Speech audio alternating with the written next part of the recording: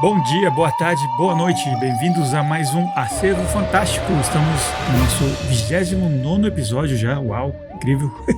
E na nossa temporada de Ação nos 80. Hoje vamos falar de um grande clássico, né, que não só ação, mas é ficção científica, terror até, comédia, drama, é Robocop, o policial do futuro, filme de 1987 do Paul Verhoeven, diretor holandês, né, estrelado pelo Peter Weller, Nancy Allen, né, grande elenco. E antes de a gente começar a falar do nosso filminho, deixa eu apresentar meus co-hosts, grande Igor de Campos. Olá a todos e todas que estão nos escutando. É sempre um prazer estar aqui com vocês, cavaleiros, falando sobre esses filmes distópicos, pós-apocalípticos e ultraviolentos. Pois é.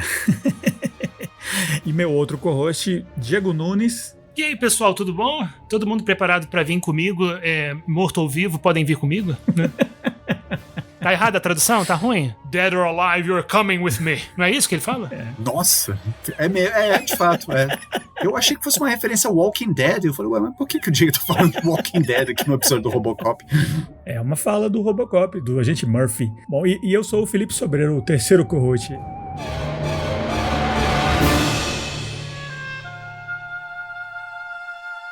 O Robocop é uma sátira, assim, de um mundo, assim, meio de um ligeiro futuro próximo, assim, onde a sociedade é uma corporocracia meio distópica, né? Onde a polícia é privatizada e pertence a uma empresa e tem tudo é controlado por essas empresas, está tudo em crise completa, né? Ao longo do filme você assiste a televisão, eles mostram os comerciais, é tudo absurdo, hiperviolento, né? É um mundo em decadência completa e tudo controlado por essas grandes empresas, né? Então qualquer parecido com o nosso presente é pura coincidência, né? E nesse mundo assim dessa Detroit futurista tem um projeto sendo desenvolvido para criar um robô policial para tomar conta dessa crise que está tendo social, né? E você tem uma polícia que responda à empresa com um perfil puramente militar, assim. O mundo é como se fosse uma zona de guerra, né? E nesse mundo aí tem o policial Murphy, que é o Peter Weller, que, da decorrência do trabalho dele correndo atrás de uns criminosos, ele é assassinado na linha do serviço dele e ele volta à vida nesse programa que a empresa desenvolveu, né? Então ele é um cyborg policial que responde à empresa, né, ao CP, só que ao mesmo tempo tem algum elemento do policial original, do humano nele, né, que começa a aparecer e que começa a descobrir a corrupção que tem na empresa, o elo que tem entre essa gangue que assassinou ele e essa empresa. E ao longo disso, né, é um filme que não tem essa solução, né, dessa crise social e tal, é mais como se fosse um comentário, assim, é mais satírico do que, sabe, um arco, assim, do qual o herói do filme, o Robocop, ele vence, né. Não é isso, né? É um filme meio cínico um pouco. É difícil explicar, né? É um filme tem muita ação, tem muita violência, tem muito terror, mas eu achei principalmente assim nessa última vez que eu reassisti ele, é um filme que é principalmente uma comédia satírica, né? Sobre a sociedade, no qual essa figura absurda desse robô policial que é manipulado, mas ao mesmo tempo tem uma certa independência, ele mostra, né, o que está rolando por trás, né? E agora sim, né? Por exemplo, Diegão, qual é a sua história com o Robocop, né? Ou seja, eu acredito que você tenha assistido muitas vezes, né? Que nem eu. Assisti muitas vezes. É um filme que eu lembro quando eu era criança, né, que passou no cinema e eu fiquei muito chateado de não poder assistir, porque eu acho que quando veio pro Brasil era censura 16 ou 18 anos, pela violência e tudo. Não pude ver o filme, mas eu ficava impressionado com o cartaz, já o pôster eu já ficava fascinado, eu era fascinado com o pôster, porque, né, um policial, um robô de aço, assim, um homem vestido com uma armadura de aço, assim, saindo do carro, tá? Robocop, policial do futuro, fantástico. E aí quando eu fui ver o filme, eu amei de paixão, adorei. Não peguei nada da sátira política, porque eu era bem garoto, né, bem criança mesmo, mas fui revendo assim com o tempo, né, e toda vez que eu revejo esse filme, é mais um filme, né, que tem quantos anos? Quase 40 anos, e é um filme que se mantém até hoje, assim, né, um filme que se sustenta muito bem, e cada vez que você revê o filme, você vê coisas diferentes, né, é um filme, realmente daqueles filmes que não tinham nada ninguém esperava nada dele, e é um filme que ficou na história, que vai fazer parte da história de várias gerações ainda a seguir para o futuro, tenho certeza. Filme muito bom, excelente. E vendo dessa vez, eu vi que uma bobagem, né? Privatizam a polícia, a empresa dona da polícia é OCP, né? Ou seja, COP. É um anagrama de COP. Bobagem, né? Omni Consumer Products. Isso aí. E Igor, e você, qual é a sua história com o Robocop? Filipão, eu tenho uma história parecida com a história do Diego, só que o meu ainda tem um detalhe meio engraçado, porque quando o Robocop saiu, eu era bem pequeno, eu tinha 7 anos de idade, e eu também, assim como o Diego, eu ficava muito impressionado com as propagandas que eu via na televisão, anunciando que o filme estava em cartaz, e eu também ficava muito impressionado com os pôsteres do filme, que eu via em shopping centers aqui em Brasília. Eu lembro que em uma festa de família, eu acho que foi um Natal, se não me engano, foi Natal, eu tinha uma prima mais velha, né, que tinha ido ao cinema pra ver o Robocop. E eu perguntei pra ela, você viu o Robocop? Mas como é que é o Robocop? Será que eu posso ir ver no cinema o Robocop? E ela falou, não, é muito violento. É violento demais. E essa minha prima, se ela estiver por um acaso nos escutando, eu acho difícil, né? Mas assim, Cláudia, um beijo pra você. Você gerou um dos traumas da minha infância, assim, mais prazerosos de contar, mais engraçados de contar, que é, ela começou a me descrever por que o filme era violento, por que eu não deveria ver o filme. E ela descreveu com minúcias gráficas, né? As cenas de violência, né? A cena do Murphy sendo estilhaçado pelas armas dos bandidos, tendo a mão decepada, o tanque de ácido que cai em um dos vilões e a pele dele derretendo. E eu com 7 anos,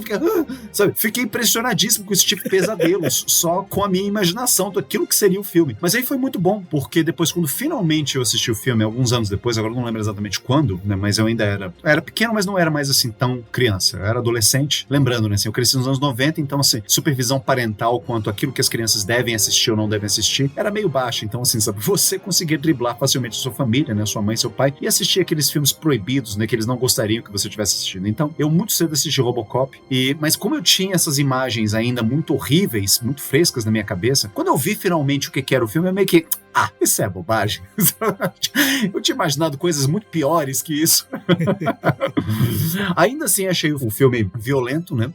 Obviamente, quando eu era pequeno, mas sempre gostei muito desse filme. É um filme que, à medida que os anos vão passando, eu acho que eu vou gostando cada vez mais dele, porque, claro, assim como o Diego, né? Quando eu assisti esse filme quando eu era pequeno, eu ainda não tinha muita ideia do quanto que o filme, ele satiriza a sociedade contemporânea. Então, essas pequenas críticas que o filme vai nos apresentando, eu não percebia. E hoje eu vejo o quanto que o filme ele é rico tematicamente, assim, além de ser um excelente filme de ação, tecnicamente ele ser, fantástico, com excelentes interpretações, com uma ótima trilha sonora, inclusive. Agora que eu assisti o filme pro podcast, eu tinha esquecido o quanto que a música dele é de fato assim, icônica. Fotografia muito boa, assim, tecnicamente é um filme muito, muito bom, né? E ele ainda se sustenta como filme de ação. Ele é um filme, assim, tematicamente ainda muito rico, né? E eu acho que a gente tem um prato cheio aqui nas nossas mãos pra conversar. Com certeza. Já no meu caso, eu era muito criança na época, eu tinha 6 anos quando ele saiu, eu fui ver só nos anos 90, assim, alugado, eu imagino, e realmente, né, chocado pela violência, né, e é um filme que, pra mim, quanto mais eu revejo ele, menos eu foco nesse lado da ação, né, que é o grande chamariz e a grande memória que as pessoas têm desse filme é quanto ele é violento, né, tiroteio, não sei o quê, e tem isso tudo, claro, mas quanto mais eu revejo, menos o foco é isso, né, é mais ao comentário do filme, e dessa última vez agora, pro episódio, é que eu senti mais realmente esse lado do comentário dele. Eu achei que o gênero mais forte dele, o que talvez mais interessou ao diretor, foi esse lado meio de sátira mesmo, né? E é um filme bem subversivo nesse sentido, né? Porque eu, por exemplo, tive contato com o Robocop no jogo de Nintendo, né? Tinha um joguinho de Nintendo do Robocop, que você andava assim, atirava no pessoal, formato meio contra. E se você pensa no filme, no que ele tá falando, e você vê que fizeram um videogame, brinquedo e tal, é ridículo, né? Que ao mesmo tempo a magia desse filme é isso, né? Que consegue funcionar nesse nível comercial, capitalista de um lado, né? E ao mesmo tempo ele tá detonando tudo isso, né? Isso que eu mencionei antes, né? Que constantemente se vê os comerciais que passam na TV nesse mundo do filme, que aí pra mim o Verhoeven com um megafone, né? Gritando, né? O sentido do filme tá ali, né? É completamente absurdo, ridículo, comercial pra bazuca, né? É completamente gritante, né, esse lado do comentário, né? Eu acredito que é por aí que o Verhoeven entrou o que chamou a atenção dele, né? Porque se você ver a filmografia dele, não começou como um autor muito de gênero, né? Eu até queria já que a gente deslanchasse por esse lado, que se você vê os filmes do Verhoeven, eu sou mais familiarizado com o trabalho dele após os Estados Unidos, né? Eu conheço Robocop, o próprio Total Recall, que também é ficção científica, mas que também tem um elemento de comentário social. Mas e depois, né, ele deslanchou assim fazendo dramas com pegada meio erótica e tal. É um cara que ele tá sempre falando alguma coisa e não apenas, você não confundiria o Robocop com um filme da Canon, né? Uma coisa assim, veio Van Damme, veio meu Cyborg, por exemplo, né? Não é isso, né? O que vocês acham do Verhoeven em geral, né? E nesse filme sim também, claro, né? Mas, por exemplo, o Igor, acho que você é mais familiarizado com a obra dele. O que você acha que levou ele, do trabalho original dele na Holanda e na Europa, para esse cinema americano mais comercialzão bem, mas no qual ele tá mantendo algum elemento, né? Do que ele já fazia antes, pelo que eu entendo, né? Sim, ele queria fazer sucesso, né? Isso tem que ser bem entendido. Eu cheguei a ler algumas coisas a respeito do Paul. Eu vou dar uma de Felipe Sobreiro agora desse momento, assim, porque o Felipe Sobreiro, ele é aquela pessoa que ele faz questão de falar o título original dos filmes, o que deixa todo mundo confuso, porque ninguém conhece os filmes pelo título original. E eu vou dar uma de Felipe Sobreiro no sentido que eu pesquisei isso, eu vou falar. O diretor desse filme é um diretor holandês, né? O nome dele é Paul Verhoeven. Então, Paul Verhoeven... Tá certo. Na Holanda, ele já era um diretor bem conhecido. Inclusive, é de se surpreender que ele tenha optado por fazer esse tipo de cinema depois quando ele foi para os Estados Unidos, porque ele era um cara que tinha um background em cinema de arte. Assim, ele começou fazendo televisão, depois ele fez alguns filmes que foram um estrondoso sucesso comercial na Holanda. Inclusive, ele dirigiu um filme chamado Louca Paixão, né, em inglês Turkish Delight, que, pelo que eu vi, ele é considerado os melhores, talvez o melhor filme holandês da história do cinema holandês. É o filme que mais fez sucesso na Holanda até hoje, é a maior bilheteria doméstica, né, de um filme feito na Holanda. E é um filme icônico, inclusive, assim, porque as crianças parece que leem o livro, né, em aulas de literatura lá na Holanda. Então, é um filme que ele retrata bem assim, aquele espírito da contracultura holandesa no final dos anos 60 e começo dos anos 70, né? Provos era o nome desse movimento, de provocateur, né, a contracultura holandesa. Então, esse filme, ele capta esse espírito e é considerado até hoje, assim, sabe, tipo, o maior sucesso doméstico na Holanda. E, de fato, é um filme muito bom. Sabe? É um pouco difícil de assistir, mas é um filme muito bom. Depois ele foi fazer O Soldado de Laranja, que é um épico da Segunda Guerra Mundial, e novamente, assim, você tem o Paul Verhoeven se alçando na carreira internacional. Ele faz Conquista Sangrenta, que é o primeiro filme em inglês dele, e depois ele vai fazer o primeiro filme norte-americano dele, que é o Robocop. Aquele sangrento que você diz é um que é medieval, com Rutger Hauer, é Fire and Blood, é isso, né? Isso, é o Flesh and Blood, Flesh plus Blood, isso. Exatamente. Algumas pessoas acham que é o primeiro filme americano dele, mas não, ainda é um filme europeu, só que é um filme europeu falado em inglês, assim. Eu acho que ele foi financiado com dinheiro francês e espanhol. Ele foi feito na Espanha, mas não sei, dinheiro holandês e francês naquele filme. Ele não é considerado um filme norte-americano. O primeiro filme norte-americano dele é o Robocop. E o Verhoeven, ele fala que quando ele tava... Ele foi, literalmente, ele se mudou para os Estados Unidos para ele poder fazer, né, esse filme. Deixando a esposa e os filhos dele, ou o filho dele, não sei, assim, ainda na Holanda. E ele foi para os Estados Unidos com esse objetivo, assim, pensando que tá, tudo bem, eu vou ser mais um desses diretores europeus que migram para os Estados Unidos. E a maioria deles não fez muito sucesso, justamente porque existe toda uma expectativa de que esses diretores europeus, eles vão fazer art house movies quando eles chegarem nos Estados Unidos. E ele queria realmente fazer sucesso. Como é que eu posso fazer sucesso? Eu tenho que fazer filmes de gênero. E aí chegou até ele o roteiro do Robocop. Pelo que eu li, ele leu o roteiro, ele não gostou, justamente porque, isso ele fala numa entrevista, assim, sabe? Tipo, as referências cinematográficas dele eram novela vague francesa,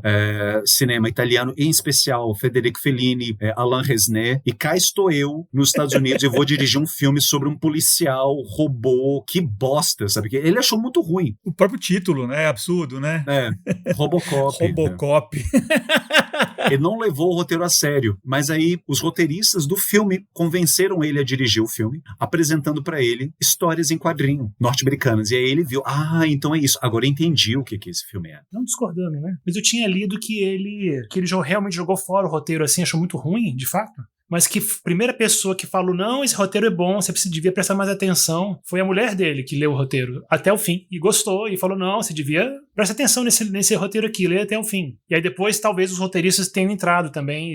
Ele realmente gostou de trabalhar com o roteirista desse filme, né? Acho que é Edward Neumeier, né? O roteirista. São 2 roteiristas. 2, né? E acho que ele vai trabalhar de novo com Edward Neumeier agora no último filme dele, se ele conseguir. Interessante. Esse detalhe da esposa dele eu não sabia. Então, o Paul Verhoeven, ele tem esse background no cinema de arte, um diretor europeu, de filmes importantes no país de origem dele, na Holanda. Ele tem uma das cinematografias mais consistentes, porque, assim, sabe, realmente, eu não assisti a todos os filmes dele, mas eu não lembro de ter assistido um filme ruim do Paul Verhoeven. Talvez O Homem Invisível, que dizem que é o filme mais fraco dele, mas esse eu ainda não assisti. Pois é, o Felipe aqui tá fazendo um sinal que é um filme mais ou menos. Eu não sei, eu ainda não vi O Homem Invisível, mas pelo menos assim, esses filmes holandeses dele que eu assisti, se não me engano, eu acho que eu vi todos. Os filmes que ele fez depois que ele voltou dos Estados Unidos, ele voltou a fazer filmes na Europa. O The Black Book, que eu esqueci o nome em português, por favor, Felipe, qual que é? Eu acho que é o Livro Preto, ou Livro Negro, não sei. O nome do filme Black Book em português é A Espiã. Tá vendo? Completamente errado. Bom, assisti o último filme dele, né? Os filmes dele mais recentes, né? Assim, excelentes esses filmes. Então, assim, ele tem uma cinematografia muito consistente, né? Então, esse diretor que surgiu da Europa, que foi um dos porta-vozes desse cinema transgressivo, contracultural europeu, vai fazer, sabe, um filme em que o personagem principal é uma espécie de figura heróica da polícia num futuro distópico. Eu acho muito curioso isso. E quando você assiste o filme, você vê que realmente esses elementos, sabe, autorais e também alguns elementos que eu acredito que façam parte da própria cultura holandesa estão, sabe, no Robocop. Não é à toa que o Robocop é um filme em que um policial era herói, ele mata vários bandidos, mas ao mesmo tempo ele é, como o Felipe já tinha falado também, uma sátira social, né, que a gente vê através dessas propagandas que não tem uma função exatamente, uma função narrativa, mas eles ajudam a gente perceber como é que é esse mundo, né, como é que é a cultura desse mundo distópico em que o filme se passa, em que você tem grandes organizações controlando a sociedade, você tem uma sociedade praticamente todo voltada para o comércio, comprar carros mais caros e comprar isso mais caro, e toda a propaganda é feita com base no medo. Você vê até o brinquedo, né? Nuke Them é tipo um jogo de tabuleiro baseado na possibilidade de uma guerra nuclear. O comércio, a propaganda de carro tem um dinossauro que está destruindo a cidade. Então você tem todo um imaginário, sabe, de destruição escatológico, e o comércio é feito em cima disso. As pessoas têm medo e elas vão comprar. É interessante você ver isso. Uhum. Diego? Eu queria entrar nessa conversa da filmografia dele também, porque eu não assisti muitos filmes dele antes do Robocop, não. Na verdade, só 2, né? Eu assisti Conquista Sangrenta, né? O Flesh Plus Blood, e agora assisti o Turkish Delight. Eu achei o Turkish Delight, que é um grande, exatamente como o Igor falou, né? É um dos grandes filmes do cinema holandês. Fez muito sucesso. Eu fiquei surpreso, porque realmente é um filme da contracultura, de fato, né? É um filme com conteúdo sexual hiper forte, né? É um filme sobre amor, sobre sexo, sobre o Eros. É um homem completamente eroticizado, o personagem principal, Rutger Hauer, né? Ele quer transar, comer e experimentar a vida sensorialmente o tempo todo, 100% do tempo, sabe? Ele não tem nenhum interesse em dinheiro e poder, ele só quer trepar o tempo todo. E ele é um filho da puta, né? Ele é um mau caráter, assim, um asshole total, né? Mas o final do filme te surpreende. Eu gostei muito do final do filme, né? Tem um arco, né? O personagem dele não é um filho da puta o tempo todo. Tem um arco. E no final você realmente tem uma recompensa depois de seguir o filme inteiro. Porque o filme inteiro você cansa, né? Turkish Delight é muito legal as cenas de sexo e a nudez, a atriz é muito linda e boa atriz pra caramba, né? E muito carismática, né? Monique. Mas ele é sacana com ela o tempo todo, né? Ele é meio escroto. Mas depois você entende por quê, né? Tem um propósito o filme, né? Não é gratuito. E aí eu tô falando tudo isso, e o Flesh and Blood também é um filme com conteúdo sexual super forte, já com um pouco misturado de violência também, né? Conquista Sangrenta, né? Também se passa na Idade Média, né? Um monte de lutas e batalhas, né? Uma das coisas que veio junto com essa introdução do Verhoeven para o cinema americano e mundial é que com ele veio também o próprio Rutger Hauer, né? Que tá nesses filmes iniciais dele na Holanda, né? Que ele também, por conta própria, virou um super estrela, né? Do Blade Runner e vários outros filmes, né? Inclusive no Batman Begins. Ele virou um ícone ele também, né? E eu acho que ele começou junto com o Verhoeven, né? O Rutger Hauer, nesse filme que a gente tá falando, Turkish Delight, de 73, o Rutger Hauer é um personagem super interessante porque é um personagem que realmente é daquela época. É um personagem totalmente contracultural, que cospe no establishment, né? Que cospe nas regras sociais corretinhas, né? É um personagem mais politicamente incorreto que você pode imaginar. Totalmente liberado sexualmente, completamente sem amarras, perverso, total, assim, sabe? Muito interessante. E aí, eu tô falando tudo isso porque no Robocop, que é o primeiro filme dele nos Estados Unidos, não tem nada disso. É um filme que o próprio Verhoeven falou que ele não queria sexualizar muito o filme de jeito nenhum. Tanto é que ele, por exemplo, eu estava lendo uma trivia interessante que ele fazia questão de que o relacionamento do Murphy, né, do Robocop com a parceira dele, Lewis, né, a policial Lewis, ele queria que não fosse romântico, que não tivesse tensão sexual nenhuma. A Nancy Allen. Nancy Allen, a atriz. Eles queriam que fosse um relacionamento de parceiros de polícia de trabalho e não tivesse nenhum conteúdo sexual. Tanto é que ele pediu pra ela cortar o cabelo curto, cada vez mais curto, quando viu, tá curtinho, tá certinho, trabalhe muito no seu comportamento como policial, sabe? Porque isso aqui não pode ter, né? Então, eu achei isso interessantíssimo, porque é o oposto dos filmes dele antes. É um prato, assim, cheio. Eu fiquei assim, caraca, uma policial parceira, imagino, com tesão por um robô gigante de aço ali, sabe? Ia ser perfeito, sabe? Ia ser um prato cheio pro Verhoeven, mas ele não quis fazer isso. E eu fico pensando, queria perguntar isso pra vocês. Vocês acham que esse direcionamento que ele quis dar pro Robocop não sexual é porque ele quis focar na violência? Que a sociedade americana, capitalista, a canalização do Eros, da libido, tá na violência? Ele quis falar sobre isso, será? Antes do Igor dizer, eu acho que é exatamente isso, né? Porque você falou, né, que a obra dele lida muito com sexualidade pré-Robocop, mas eu diria que pós-Robocop ainda mais, né? Ele fez aquele Showgirls, né, que foi super detonado e tal, mas que tá sendo meio que reentendido, e é sobre isso, né? Sexualidade. Depois teve, né, esse último mais recente dele, Benedetta, né? Aquela freira lá que tem toda aquela tentação erótica e tal. Então, realmente, eu acho que parte do comentário dele é isso, né? Esse mundo é o núcleo do Robocop, onde a única expressão é violência, né, e consumismo, né, essa distopia meio neoliberal, onde as empresas que comandam tudo, né, e o sexo, essa pulsão física, biológica não existe mais, né, é só consumismo e destruição, o que sobrou, né, nesse mundo do Robocop, né.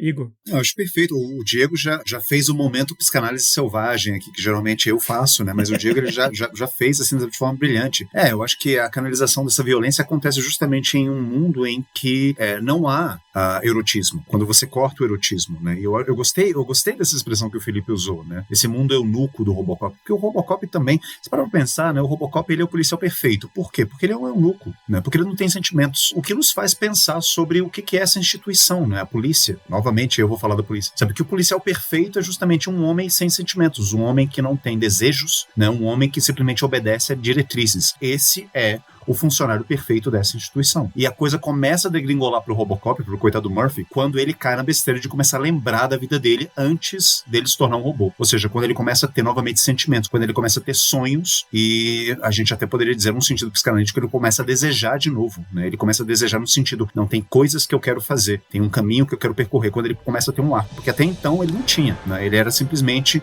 utilizando uma expressão que é usada pelo personagem do Mel Ferrer 2 vezes no filme, ele é apenas um produto. Então, enquanto ele é um produto, ele não tem desejo. Quando ele lembra que ele pode ser alguma coisa além do que simplesmente um produto, aí ele passa a ter um desejo. Aí ele passa a ter um desejo de vingança, inclusive. Não apenas de prender os criminosos, mas de ir atrás daqueles criminosos específicos que transformaram ele no robô. Então, só nisso você já tem aí uma das críticas, né, uma das críticas satíricas que o Verhoeven faz à sociedade norte-americana. Uma sociedade castrada, uma sociedade em que o erotismo ele foi banido, né, para debaixo do tapete, ou pro sótão, ou para dentro da gaveta, seja lá para onde. E a única válvula de escape das pessoas é através do consumismo. Então daí você tem as propagandas o tempo todo. Compre, né? Compre o carro, compre isso, compre aquilo. E através da violência, né? Que é uma sociedade ultra violenta.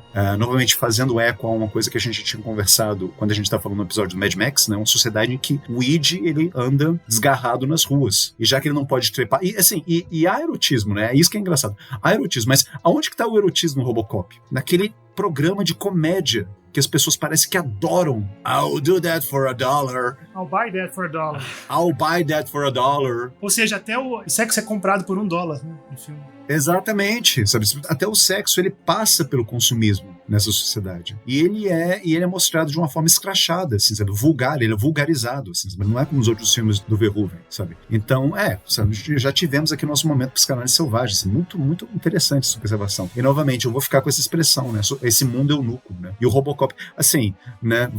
Parece uma coisa meio quinta série falar sobre isso, mas o Robocop é castrado, né? Assim, porque eles puseram pênis nele enquanto eles passaram o corpo dele pro robô. Não, eles devem ter cortado, ou seja, ele é literalmente um eunuco, né? Coitado do Robocop. Porque eu acho que essa ideia que você estava falando sobre o policial perfeito, que é o policial que não deseja, que não tem sentimentos, né, que só segue diretrizes, eu acho que esse tipo de personagem também é muito apelativo pro público, é muito carismático e tem um potencial de catarse no fim, né, que de fato o final desse filme é bem catártico. Eu acho que também porque ele é um produto de como a gente sonha, um policial dos sonhos também, porque é um policial incorruptível. E é um policial que vai atrás, especialmente no final do filme. Por isso que eu acho o final tão catártico. Que no final do filme, por mais que ele seja motivado por vingança, que é um desejo bem humano e bem particular e bem individualista, ele vai atrás do chefe da corporação. Ele vai atrás do grande vilão corporativo. Então eu achei isso brilhante do filme. O que vocês acham? Que o filme tem dois vilões. Tem um vilão comum, clássico, que é o vilão bandidão, chefe da máfia, chefe de todo o submundo, que é o Clarence Boddicker. Mas também tem o vilão corporativo, né? Que é o vilão que nunca é preso, que nunca acontece nada com ele, que é um homem branco, de colarinho branco, que sempre escapa da prisão, que tem os maiores advogados e que sempre sai impune. Que é o Ronny Cox. Exatamente. E o Robocop não tá nem aí pra isso. Ele é um robô e ele não quer saber. Mais ou menos. Eu acho que o final não é catártico, porque o Ronny Cox acaba caindo pela janela, né? O Dick Jones. Não é vibrante quando ele cai? Quando ele dá um tiro e ele cai pela janela, você não vibra no cinema? Assim, filha da puta! Vai tomar no seu cu. Sim, mas ao mesmo tempo, eu acho que esse filme tem esse elemento europeu, assim, cínico do Verhoeven, tá, inclusive nesse final, que eu achei legal, que como eu falei quando eu tava falando da descrição do filme, né, da trama, tem esse final, assim, que você vibra, mas não é uma resolução do mundo, né? Ele não dissolveu a empresa. Inclusive, eu acho que essa visão cínica, né, que ele tem do mundo e dos Estados Unidos, desse mundo corporativo, dessa corporocracia, que o Robocop, eu acho que é muito interessante que ele só consegue atirar no Dick Jones, que é quem estava manipulando todo aquele crime por trás, no momento que o velho, que é o presidente, o mesmo dono da empresa, demite ele, né? Quando ele entra nessa burocracia mental das regras do Robocop, aí que ele, agora que você não é mais parte da empresa, você não está protegido, eu posso atirar em você, né? O Robocop não venceu em nenhum momento essa programação dele, né? Ele, ainda no final do filme, ele é escravo às diretrizes que eles programaram na cabeça dele, né? Ele só venceu o grande bandido final porque o velho, né, que eles chamam de The Old Man, né, demite o cara. Agora que você tá demitido, você não é mais protegido, eu posso matar você. Eu ainda continuo sendo o Robocop, eu ainda continuo sendo um braço armado dessa empresa, né? Ele não está livre da OCP ou desse mundo que reconstruiu ele como esse monstro frankensteiniano cibernético, né? Ele realmente matou o cara e tal, mas dentro das regras, né, que foram programadas nele. Então, pra mim é um final meio cínico, meio doce, meio amargo, né? Não é apenas uma vitória, yes! Ele destruiu a empresa, acabou. Agora acabou a utopia e começa, né, o paraíso. Não, ele ainda é o mesmo que era no começo, quando ele foi reconstruído, né? Ele é um pau mandado, né? Ele não se desvencilhou de nada, né? Acho que isso vem muito da mentalidade europeia do Verhoeven, exatamente porque ele não... Normalmente a mentalidade europeia, né, o povo europeu não acredita muito em redenção, como o americano gosta de acreditar e é otimista, por natureza e positiva. Não tem muita redenção. Spielberg que veio com o cinema de redenção, né? Ou então Frank Capra no início, sabe? O cinema americano tem realmente essa ideia de que o final tem que se resolver de uma forma bonita e fechada e linda e tudo vai melhorar. O Verhoeven não vai fazer um filme assim, né? Com um final desse, de fato. Pelo menos o Dick Jones morreu caindo pela janela, né? Realmente. Ele termina o filme sendo um escravo ainda, né? O coitado do Murphy, né? Não, pelo menos ele fala que meu nome não é mais Robocop, é Murphy.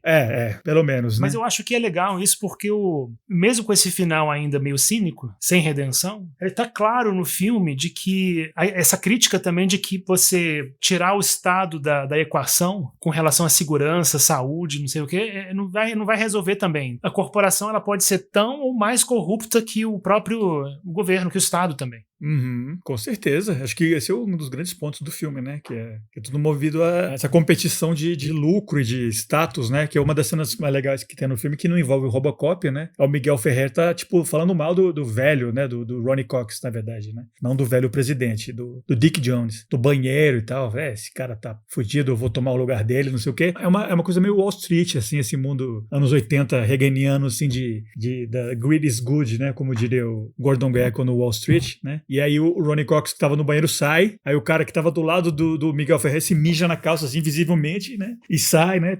O que tá por trás de tudo, né? É isso, né? Essa coisa, esses eguinhos desses executivos, né? É isso, eles que estão controlando saúde, educação e, no caso dessa Detroit do futuro, né? Segurança, né? Não é o bem público, né? E, de fato, o filme foi muito... ele conseguiu ver bem o futuro mesmo, né? Porque hoje em dia a gente vive uma... Se você pensar tanto em polícia quanto em saúde nos Estados Unidos, né? A polícia é altamente militarizada, como a gente falou, eu acho que talvez em algum episódio passado, né? Só lembrar de SWAT, BOP é uma polícia altamente armada e bem treinada, para guerra, inclusive.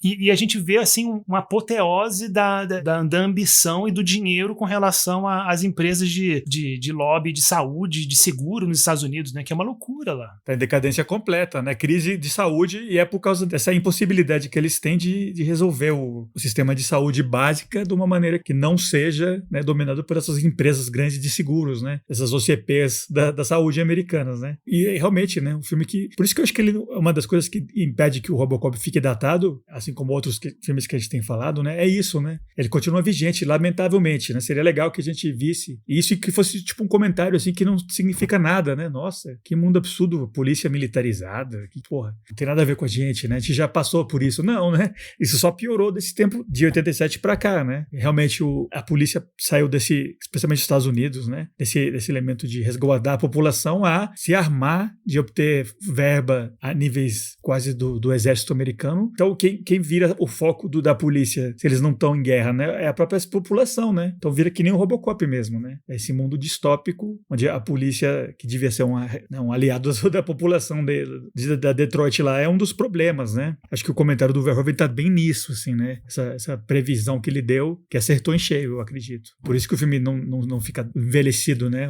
Esse comentário, essa sátira dele. Inclusive fica mais azeda, eu acho. Quanto mais vai passando o tempo, você diz, caralho, esse bicho tacou foda-se, né? Realmente tá falando da gente hoje, assim. Sim, eu ia fazer apenas um comentário a respeito disso que vocês estão falando sobre o papel, por exemplo, da polícia, né? Assim, há muitos anos atrás por ocasião, eu era aluno da UNB, Universidade de Brasília, e eu fiz, uma das matérias mais interessantes que eu fiz no curso de Sociologia era a Sociologia da Violência. O nosso professor, na época, ele tinha acabado de fazer uma pesquisa com a polícia no Brasil, né, de forma geral, e comparando a polícia brasileira com a polícia de outros países, né? Eu lembro que na ocasião, eu acho que ele tinha comparado com a polícia da Alemanha, porque ele tinha morado na Alemanha, eu tinha feito um curso na Alemanha, mas tinha passado um tempo também no Reino Unido, bom, enfim. E ele falava que existe um problema quanto ao próprio papel e a função da polícia, né, nos países. E isso é muito preponderante aqui no Brasil. Quando você pergunta para um policial médio, o que a polícia faz? Ele deu um número estatístico na época.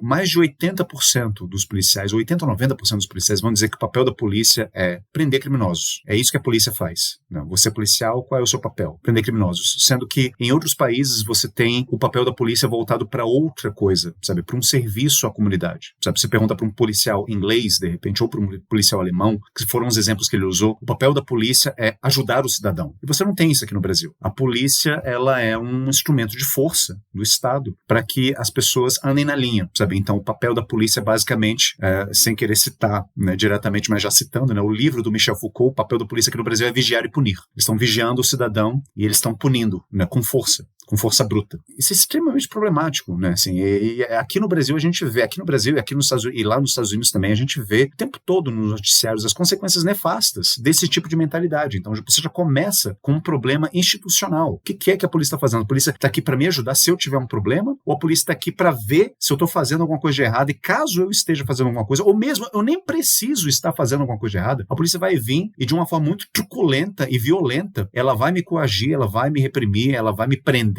ela vai me matar, sabe, no pior dos casos. Muito problemático você pensar numa figura heróica que surge, que performa o heroísmo dele dentro desse contexto distópico em que as próprias instituições são falhas. Sabe? Então, que herói é esse que vem de uma instituição que acha que o papel dela é primordialmente vigiar as pessoas e puni-las pelo próprio comportamento?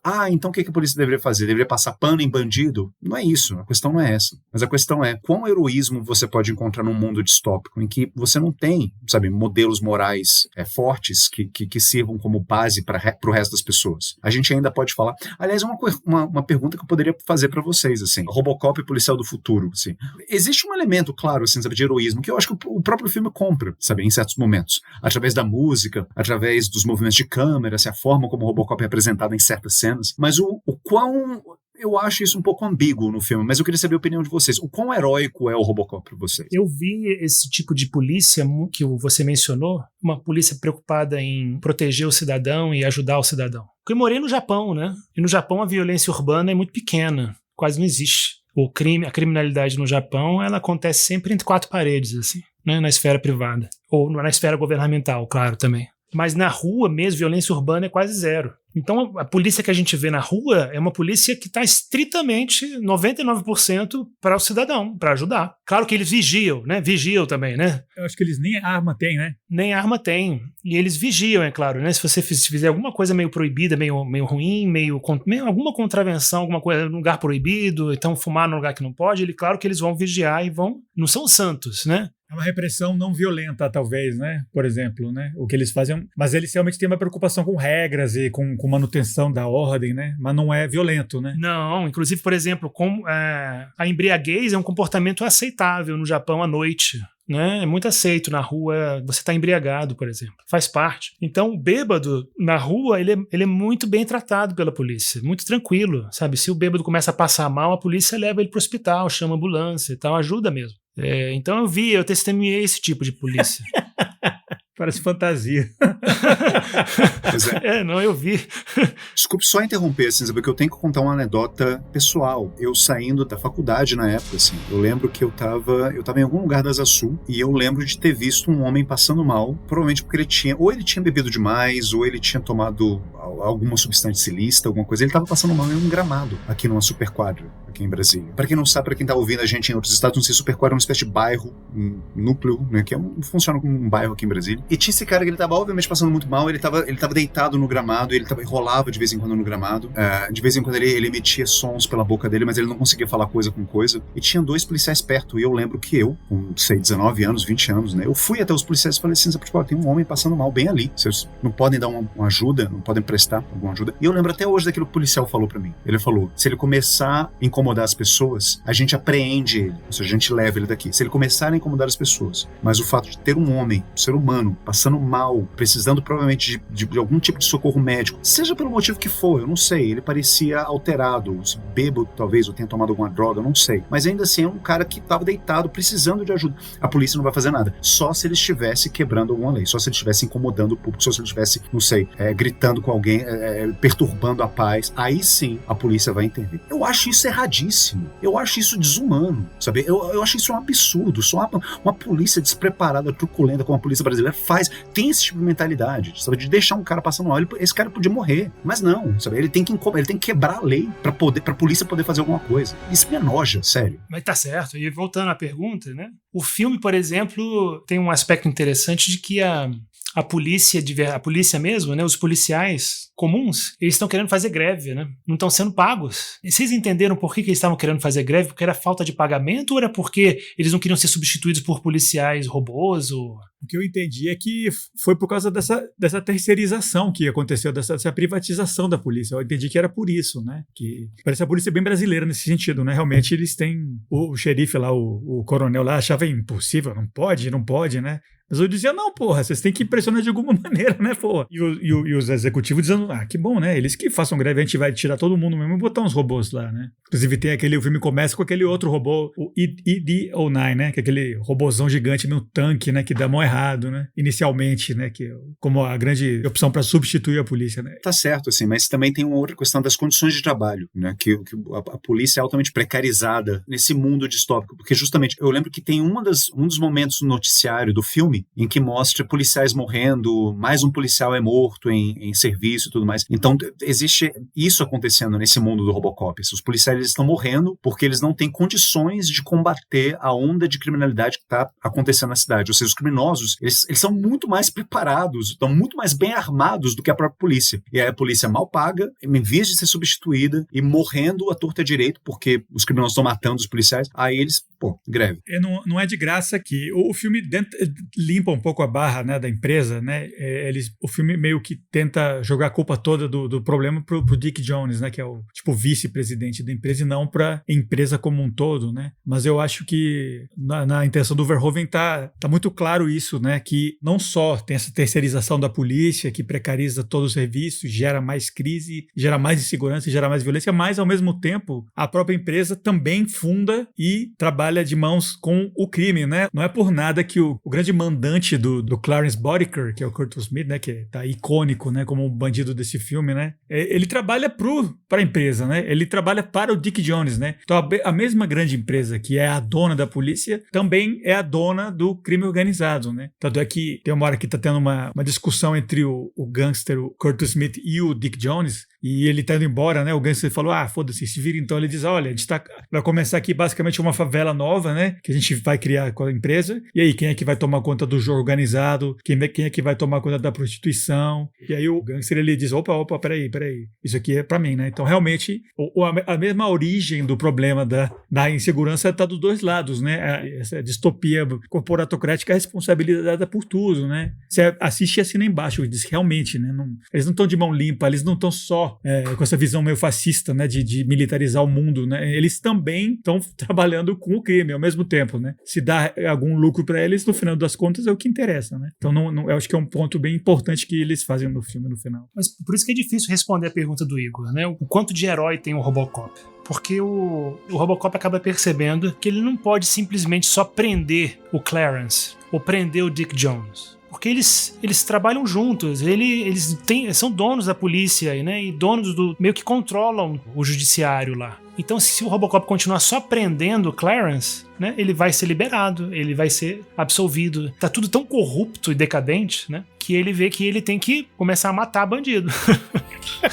Né? A solução que ele acha no final do filme é, não, velho, agora eu vou ter que realmente execução sumária dessa galera. E obviamente que a gente tá assistindo o filme e a gente se empolga e é isso aí. Mas ele começa protegendo os inocentes, né? Meio violentamente, né? Ele dá um tiro no saco lá do estuprador, né? Todo mundo gosta e tal, né? Meio? Hiper. Realmente é uma cena icônica, né? Que ele tá... Dois caras vão atacar uma mulher assim. Aí um dos caras pega a mulher pelo pescoço e levanta ela, né? Aí ele mira no vão das pernas dela, né? E atinge ele na virilha. E a mulher tá gritando, meu herói. Ele diz, você precisa de atenção psiquiátrica. É muito bom o Weller nesse filme, né? Ele começa com essa figura mais, né, humano, claramente, né? Um policial bem seguro, pai de família, né? Aí vira esse robô, ele tem toda essa performance, né? Que a gente até nem falou muito, né? Esse aspecto meio body horror, meio Frankenstein dele, né? Ele vira essa criatura e eu acho que a representação dele vocal e física dele é muito boa. É o que faz o filme funcionar, né? Tanto que acho que não sei se no terceiro filme que eles mudaram o filme, o ator aí já não parou de funcionar na mesma hora, né? Peter Weller não dá pra substituir tão fácil, eu acredito. Essa questão do monstro, né, do Frankenstein é muito interessante, né, porque uma trivia do filme é que o Paul Verhoeven brigou com todo mundo nesse filme, né, ele era agressivo com todo mundo odiava ele, né, era uma brigaiada total. Né? Peter Weller estava assim, todo levando a sério, aprendendo a andar como robô, tendo instrutor de movimentos, né? E aí quando chegou na hora teve que aprender tudo de novo, né? Porque a armadura era muito difícil, dava muito calor, sabe? E aí o Paul Verhoeven não tinha paciência com isso, né? Com esse comportamento e tal. Mas uma trivia interessante é que o Paul Verhoeven brigou também com o diretor de fotografia. Que o diretor de fotografia queria muito que as cenas em que o Robocop aparecesse sem máscara, que fosse meio a meia luz, sabe? Ele tava com muito medo de ficar muito claro e muito óbvio a maquiagem, né? Que ia ficar muito falso. E o Paul Verhoeven brigou, não, vai ter que ser claro, eu quero luz, sabe? Tem que aparecer, eu quero o meu monstro aparecendo. E aí depois o diretor de fotografia assistiu o filme junto com o Paul Verhoeven no cinema e falou, não, você tinha razão, é bem melhor assim, tá muito fera. Tanto é que depois trabalharam juntos de novo, né? Um filme que, falando em fotografia, eu acho muito interessante formalmente, né? Que tem muito de ângulo de visão do Robocop quando o policial morre, você vê a câmera do olho dele, né? Tem momentos extensos, né? Dos cientistas trabalhando e falando com ele, tem uma festa de ano novo, né? Aí eles ligam ele. E aí você demora um pouco em ver o Robocop até ele aparecer claramente, né? Tem um tease, assim, até ser revelado, né? E realmente. Mas eu acho que a maquiagem, a roupa dele ficou excelente, né? Tanto é que eu não sabia disso quando eu vi o crédito final que o filme acabou. É Rob Bowden, né? Que fez o Enigma do Espaço, que a gente já falou. Ele que foi o guru dos efeitos especiais do Robocop. E o cara é um gênio completo, né? Tanto é que você vê o Robocop sem a máscara dele na luz clara lá. E você é hiper chocante, bem feito. Aquela cabeça metálica e parece que a pele dele tá puxada, assim, né? Ficou super bem feito. Você queria fazer um comentário sobre esse aspecto, o próprio aspecto do heroísmo que eu trouxe à tona, né? Herói de quem? Herói pra quem? É realmente complicado você falar de heroísmo, sendo que, bom, todo herói serve a uma causa, mas que causa é essa que esse herói em particular ele tá servindo? Qual é a ideologia por trás desse herói em específico, né? Porque por mais que você queira se desviar desse assunto, né, todo herói tem uma ideologia. Agora, é complicado você parar pra pensar na ideologia por trás do Batman, na ideologia por trás do Super-Homem, na ideologia por trás, olha só, na ideologia por trás do Capitão América, do Homem-Aranha, né? Qual que é a ideologia por trás do Robocop? A ideologia de que, olha só, a gente chegou num estado em que o crime ele não pode mais ser combatido por métodos tradicionais. Você tem que ser truculento com os criminosos e você tem que matá-los. Olha só que ideia é essa, né? Talvez meio parece com um sonho do ditador filósofo inteligente do Platão, de que vamos colocar um homem que a gente pode confiar 100% no julgamento dele, ele vai matar só os bandidos, só os mauzinhos, e é incorruptível e ele é impossível de errar. É o Robocop. É uma utopia. Diego, eu receio dizer que esse é o sonho não só de ditadores filósofos, mas de outros ditadores também, e de outros proto-ditadores também, e de outros aspirantes a ditadores, assim. Claro que qualquer semelhança com certos países da América do Sul é mera coincidência, mas assim, essa ideia de que, olha, o criminoso tem que morrer, o criminoso tem que levar porrada, sabe? Não tem outra... Porque assim, chegamos à conclusão lógica de que não tem outra forma de você combater o crime, sabe? Não tem outra forma de você restringir, né, que as pessoas saiam por aí fazendo o que elas querem, né? Você tem que dar porrada nelas, você tem que estourar o saco, o pênis de bandido, porque aí ele vai parar de, né, assediar as mulheres na rua. É assim, porque de outra forma não tem como, né? Eu acho muito complicado esse pensamento, assim. Fica aí a mensagem, se você concorda com isso que eu tô falando, assim, você procura um analista, né? Mas, voltando ao final do filme, eu não sei, Diego, assim, você levantou uma questão aí que eu tenho dúvidas, eu não sei se de fato, assim, o Robocop abraça esse pensamento de que, olha, não tem jeito de combater o crime, é só matando agora os criminosos, ou se realmente, de fato, assim, no final o que acontece, o que a gente vê é o Robocop, né, pensando assim, o Robocop é um produto da OCP. O Robocop saindo de cena e quem tá entrando em cena agora é o Murphy, né, que tá voltando a assumir, né, a identidade e a personalidade dele e tá em busca de vingança. E por isso que ele mata a gangue do... Eu esqueci o nome do personagem, mas é o... Clarence. Do Clarence, isso, que é o Kurtwood Smith. Pequeno parênteses aqui, eu tenho que fazer um shout-out aqui pro Kurtwood Smith, que excelente atuação, um dos melhores piores vilões de filme de ação dessa época e de outras épocas. Que excelente Kurtwood Smith. Quando eu reassisti o filme, eu não lembrava o quanto que é terrível, desprezível o Clarence. E realmente é catártico a cena em que finalmente o Robocop ele mata o Clarence. Nossa, excelente interpretação pro Kurtwood Smith. Bitch Slave, maravilhoso. Bitch Slave. I want my fucking phone call e cospe sangue na mesa. A ideia dele, inclusive. Maravilha. Então, assim, realmente eu não sei se é o Robocop sendo Robocop, cumprindo a função de Robocop dele, ou se já é o Murphy indo atrás de vingança. Para que eu possa me aliar um pouco mais ao personagem, eu gosto de pensar que é o Murphy. Porque se eu penso que é o Robocop agindo como Robocop porque, entre aspas, assim, é isso que a polícia tem que fazer, aí realmente você estaria aliando o personagem a certos pensamentos muito perigosos, muito, muito perigosos, que eu acho que não é isso que o Paul Verhoeven quis fazer. Ele quis realmente colocar essa humanidade no personagem para que ele possa fazer essa crítica à instituição, essa crítica às organizações que controlam a polícia, essa crítica à própria sociedade e tudo mais. Daí a empatia que você tem, porque se ele fosse só Robocop, não causaria empatia, mas como ele é Robocop / Murphy, aí sim você torce por ele e você quer que ele se dê bem. Não ia dizer que o próprio filme confirma isso que o Igor tá dizendo, porque a última fala dele quando ele é chamado de Robocop, ele confirma, não, eu sou o agente Murphy, né?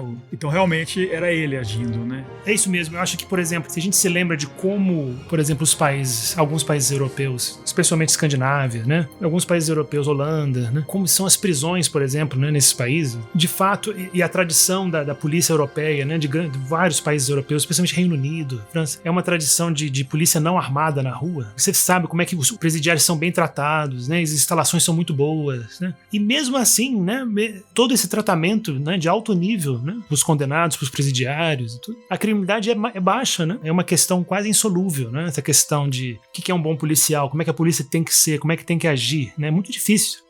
É muito complexa, né? Tem vários lados, né? Tem várias realidades e situações, circunstâncias, né? É muito diferente ser um bom policial na Holanda do que ser um bom policial em El Salvador, né? Em Honduras, ou sei lá, em países super violentos, cidades violentas, né? México, Juárez e tudo, né? Então é muito difícil. O próprio crime está à altura dessa polícia, né? Tem um monte de consecução e narcotráfico e tal. Então realmente é um problema meio difícil de solucionar, né? Dificilmente a gente vai ter a resposta aqui hoje. Conceitualmente eu concordo com o Igor, com certeza. É muito complicado, muito... Eu concordo que no final é muito mais o Murphy do que o Robocop.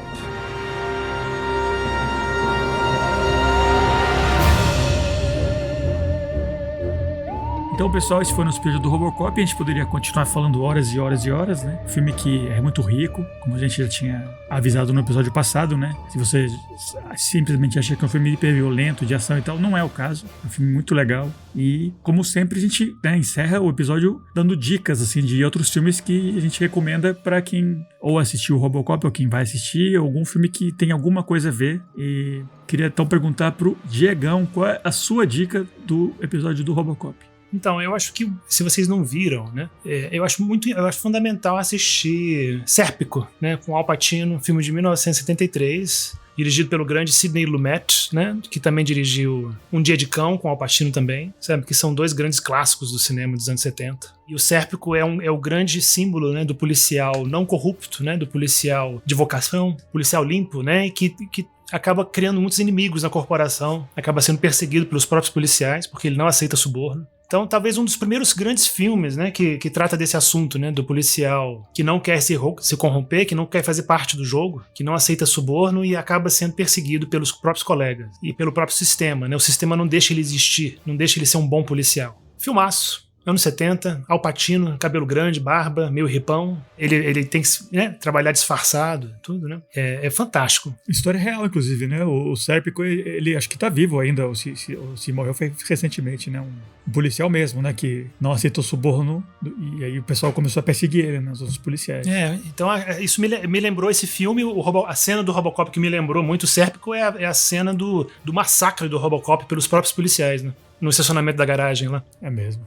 Igão, e a sua dica? Bom, a minha dica é uma dica um pouco menos highbrow que essa dica do Diego, assim, sabe? Sérpico é um filmaço. Inclusive, tô precisando reassistir, né? Porque já faz muito tempo que eu não vejo, né? Eu nem lembro direito. Mas a minha dica é de um filme que eu acho que já foi até indicado por um de nós, né? Não sei, me corrija se eu estiver errado, né? Mas é que é um filme que eu adoro. E eu acho que tem tudo a ver com o Robocop. Eu acho que, inclusive, ele pode ter sido, né? Eu não sei, eu nunca li nenhuma fonte que dissesse que esse personagem, na verdade, foi uma inspiração direta pro Robocop. Mas eu acredito que talvez tenha sido, não sei, né? Posso estar errado. Que é o Judge Dredd, né? O Juiz do Apocalipse, filme de 2012, dirigido pelo Pete Davis, né? Uma coprodução Reino Unido e África do Sul, com um grandíssimo Carl Urban no papel principal e a maravilhosa Lena Headey. Eu amo esse filme de paixão, né? Esse filme, a própria estrutura dele, assim, ele lembra o melhor do cinema asiático de ação e tem tudo isso, assim, sabe? Se você gostou de Robocop e você gosta de futuros distópicos, né? E personagens protofascistas, né?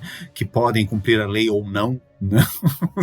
Assista o Judge Dredd, que eu acho que é um filmaço. Como filme de ação, eu acho que ele é excelente, ele funciona muito bem. E eu particularmente gosto muito dessa versão, né, do Judge Dredd, porque ele tem um quê meio indie, meio transgressivo. Aliás, né, inclusive, eu não sei. Eu fiquei sabendo que depois parece que o filme ele foi co-dirigido ou terminado pelo Alex Garland, que eu acho um fantástico diretor. Ele dirigiu Annihilation, dirigiu escreveu Guerra Civil. O roteiro Guerra Civil, isso, tava tentando lembrar aqui do último filme dele. escreveu o roteiro do 28 Dias Depois, né, o Extermínio, que a gente já conversou sobre esse filme aqui. E eu não sei exatamente porquê, né, mas eu vi isso na internet recentemente, que o Alex Garland ele teria dirigido uma parte do filme, ou teria terminado o filme, porque parece que, não sei, o Pete Davis teve algum problema. Eu não sei. Bom, mas enfim, seja de quem for esse filme, assista Judge Dredd. Mas sim, assista o Judge Dredd de 2012. Não assista aquela porcaria daquele filme com o Stallone e o Roy Scheider, aquele primeiro Judge Dredd. Não, aquilo é um equívoco. Aquilo jamais deveria ter visto a luz do dia, aquele filme. O Igor tá recomendando um filme chamado Dredd, não Judge Dredd. O Judge Dredd é o nome do personagem, né? Ah, sim. É. O Judge Dredd é um filme dos anos 90, com o Stallone, é um. E esse filme, que é uma adaptação nova do quadrinho britânico, chama só Dredd, 2012, né? Bom, enfim, é o Juiz do Apocalipse. Estamos aqui no Brasil, o nome do filme é O Juiz do Apocalipse. Então assistam O Juiz do Apocalipse. Perfeito. E o meu não tem muito a ver com esse elemento policial, né, que o Diego e o Igor recomendaram, mas tem um pouco a ver com esse elemento, né, body horror do Murphy virando uma máquina, né? É um filme recente, de 2018, que eu gosto muito. O filme dirigido pelo Lee Whannell, que é um dos criadores daquela série dos Jogos Mortais, né?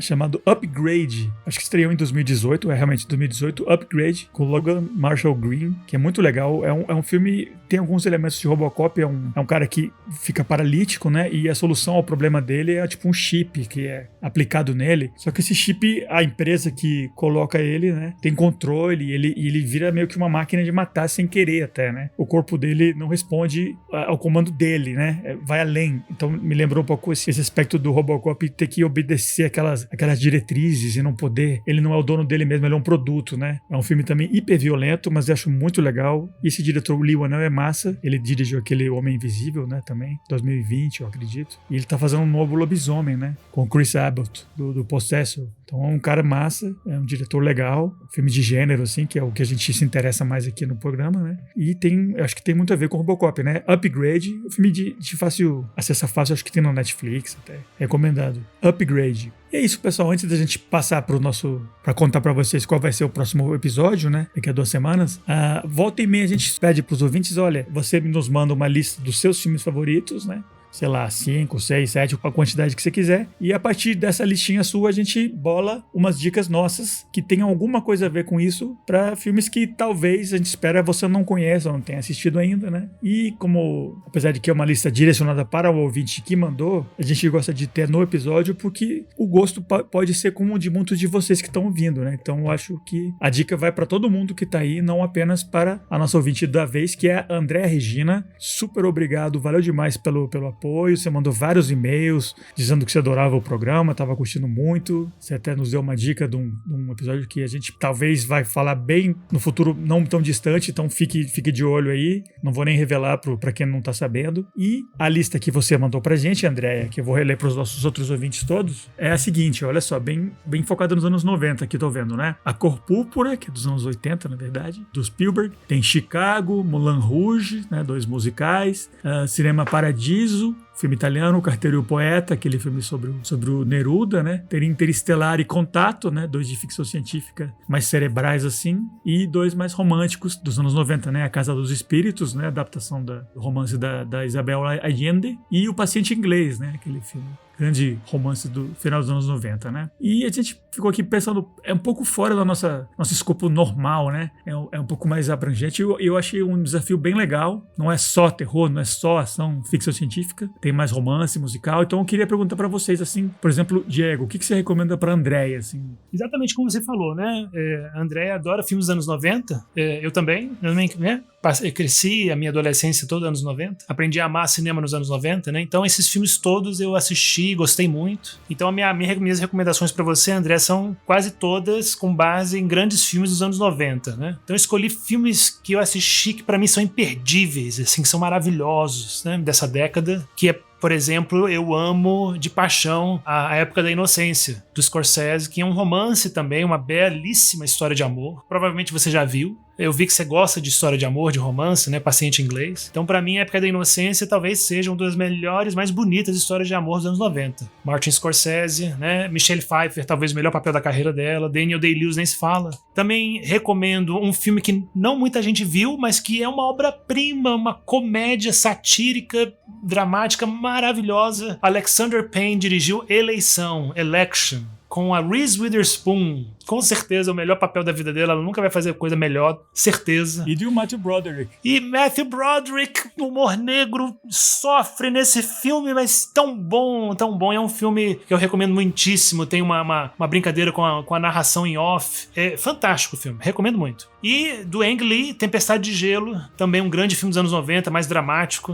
São filmes que, não sei se estão meio esquecidos, mas que vale muito a pena você rever. Muito anos 90, eles são muito parte dessa década de fato do cinema. E você gosta de história de amor, também recomendo. É uma história difícil, pesada, né? Mas talvez seja a história de amor mais interessante, mais inteligente, mais bonita no cinema, que é imperdível, que vale a pena o tempo, né? Porque é longo, que é Cenas de um Casamento, né? O original do Ingmar Bergman, que originalmente foi uma série de televisão e depois fizeram uma série de televisão também com a Jessica Chastain e Oscar Isaac, que é excelente também. Recomendo muito. É isso aí. Muito bom. Antes de eu perguntar pro Igor, deixa eu falar as minhas de uma vez também, já que para pegar o embalo aqui do Diego. Realmente tem, né, dois musicais, então eu pensei, musical não é um gênero que eu lido muito, mas eu vi agora esse ano All That Jazz, O Show Deve Continuar, do Bob Fosse, com o Roy Scheider, do Tubarão. Nossa, que filmaço, um filme meio autobiográfico, não é um musical, tem música, mas não é um musical. É um filme assim, eu fiquei de cara, assim, All the Jazz, hiper recomendado. Eu imagino que você já deva conhecer, né?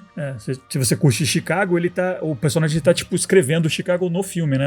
A versão fictícia do Bob Fosse, né? Tem dois filmes seus com o Philippe Noiret, anos 90, né? Anos 80, 90, Cinema Paradiso e O Carteiro e o Poeta. Eu pensei, pô, deixa eu pegar, tipo, um dos primeiros, se não o primeiro filme dele. Eu sei que é o primeiro filme da Agnes Varda, dos anos 50, né? Um filme que basicamente começou a Nouvelle Vague francesa, né? É um filme de 55 chamado Le Point Court. É um filme meio documentário, meio drama romântico, assim, com diálogo entre um casal que tá vendo se vai acabar ou não, e ao mesmo tempo tem esse lado documentário da cidade, assim, que a Agnes Varda botou o pessoal da cidade, os pescadores, pra meio que atuar um pouco, né? Tem esse elemento meio falso, assim, meio... Acho que o Visconde do René Harris Mitterrand também fazia isso, de pegar uns não atores pra fazer basicamente eles mesmos, né? Então, pseudo-documentário, meio drama romântico, e é o começo da Nouvelle Vague, e é o Philippe Noiret do Cinema Paradiso e O Carteiro e o Poeta novinho, assim, recém-casado com a menina do filme, né, com a protagonista. E o último que eu pensei aqui, especificamente inspirado pela Casa dos Espíritos, né, que é um filme que eu não lembro muito dele, eu lembro que não me fez, assim, não me provocou nenhuma grande emoção na época e tal, eu curti, mas eu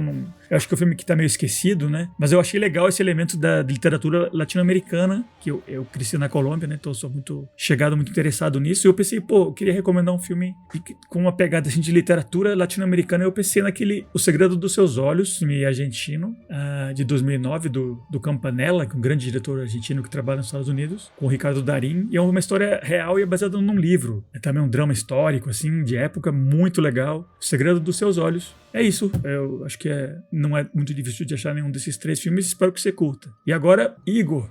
Opa, antes de mais nada, Andréia, muito obrigado pela sua audiência, muito obrigado por ter mandado suas dicas aqui. Então, bom, assim, eu vi também pela sua lista aqui como você gosta de musical, eu tenho que recomendar o meu musical favorito, possivelmente o meu musical favorito, que é o Cabaré, do Bob Fosse, né? Um filme de 1972, com a maravilhosa Liza Minnelli, Michael York, grande elenco, Joel Grey, perfeito. Você gosta também de dois dos meus filmes favoritos, no meu top 100 filmes favoritos, né? Talvez, né? Eu não sei aonde que eles estariam, mas eu gosto muito desses dois filmes aqui, que é o Cinema Paradiso, que eu amo esse filme de paixão, achei lindo, né? E o Carteiro e o Poeta, dois filmes italianos, né? Muito bonitos. E aí eu gostaria de indicar um outro filme também do Giuseppe Tornatore, que é o cineasta que fez o Cinema Paradiso, que é A Lenda do Pianista do Mar, né? A Lenda de 1900, que é baseado num romance, também é uma adaptação de romance. Eu vi que também você gosta de adaptações de romances, né? Esse é uma adaptação de um romance do...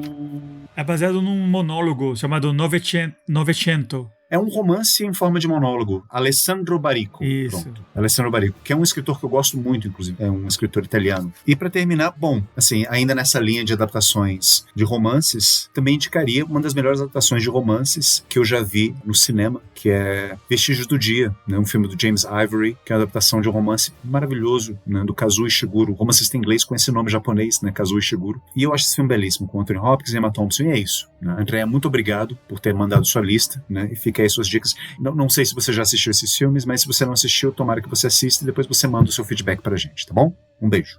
Então, pessoal, esse foi nosso episódio, nossas dicas para ouvinte Andréa. Obrigado pela audiência para todo mundo aqui, inclusive não só ela. E para anunciar nosso próximo filme, né, a gente vai sair um pouquinho desse foco anos 80, mas vamos nos manter na ação.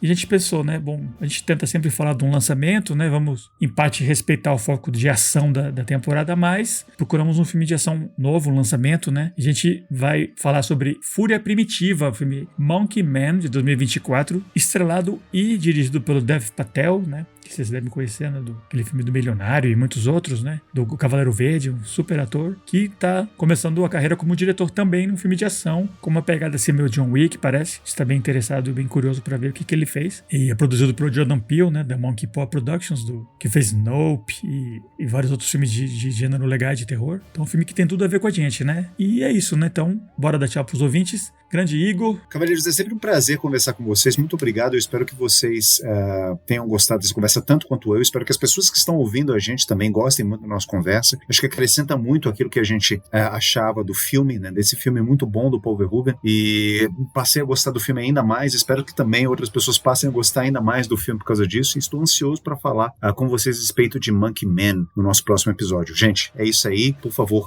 quem ainda não segue a gente no Instagram, siga a gente no Instagram, mande sugestões, mande comentários, mande críticas, elogios também, porque a gente tem um ego frágil e a gente gosta de ouvir elogios sempre, precisa para validar o que a gente está fazendo. Então, acompanhe a gente sempre nas mídias sociais e um beijo para vocês. Até o próximo episódio. É isso aí, grande Diego. Bora dar tchau para os ouvintes. Um abraço a todos. Amei a conversa, foi muito legal. Realmente aprecio bem mais o Robocop agora, depois dessa discussão. E estou muito empolgado para falar sobre Monkey Man, que eu acho que é um grande exemplo de filme de ação de hoje em dia. É um filme de ação bem contemporâneo, bem moderno. Vai ser bem legal contrastar com os anos 80. E um ótimo filme. Recomendo. Perfeito. Eu mesmo não assisti, então vai ser a minha primeira vez. E então é isso, pessoal. Até daqui a 2 semanas com Monkey Man. Abração. Falou.